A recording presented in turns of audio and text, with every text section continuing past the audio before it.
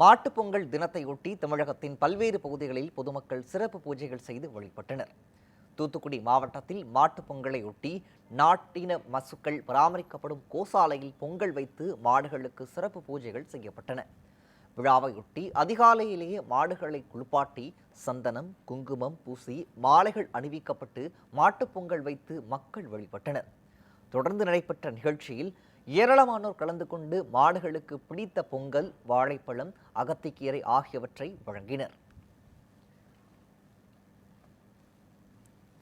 மயிலாடுதுறை அடுத்த வானாதி ராஜபுரம் கோசாலையில் உள்ள 1008 மாடுகளுக்கு பொதுமக்கள் பூஜை செய்து வழிபட்டனர். மாடுகளை குளிப்பாட்டி நெட்டி மாலைகள் அணிவித்து கோபூஜை செய்யப்பட்டது.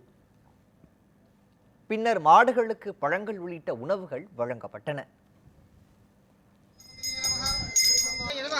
ஓம் ஸ்வாகாய நமஹ, ஓம் சுதாய நமஹ, ஓம் தன்வினே நமஹ.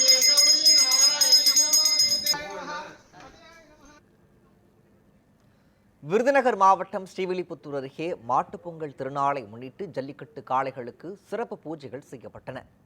கூமாப்பட்டி பகுதியில் வளர்க்கப்படும் காளைகள் நன்றாக அலங்கரிக்கப்பட்டு மேள தாளங்களுடன் ஊர்வலமாக அழைத்துச் செல்லப்பட்டன. உழவுக்கு தொழிலுக்கு உறுதுணையாக இருக்கும் மாடுகளுக்கு அதன் உரிமையாளர்கள் சிறப்பு பூஜைகளை செய்தனர். இதில் இளைஞர்கள் மற்றும் சிறுவர்கள் பலர் கலந்து கொண்டனர். மாட்டுப் பொங்கலையொட்டி திருவண்ணாமலை அண்ணாமலையார் கோயில் நந்தி பெருமானுக்கு சிறப்பு பூஜைகள் நடைபெற்றன. அதிகாலையிலேயே அண்ணாமலையார் அம்மனுக்கு சிறப்பு அபிஷேக ஆராதனைகள் செய்யப்பட்டன.